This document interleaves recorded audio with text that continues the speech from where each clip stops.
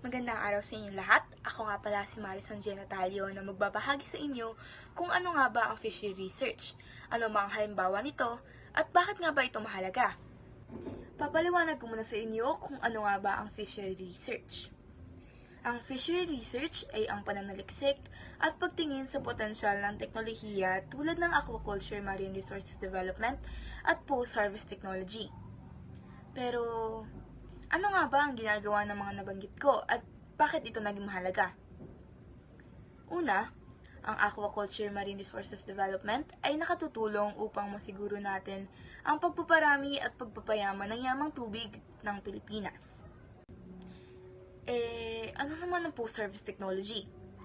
Ang post-harvest technology naman ay ang interdisciplinary na inilalapat sa produksyon ng aquaculture pagtapos ng ani para sa proteksyon, konserbasyon, packaging, marketing at paggamit nito upang matugunan ang mga pangangailangan sa pagkain at nutrisyon ng mga tao kaugnay sa kanilang mga pangangailangan.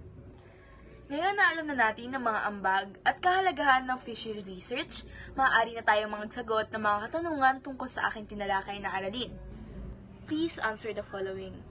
Write true if the statement is correct and false if the statement is wrong. Number 1. Hindi importante ang fishery research.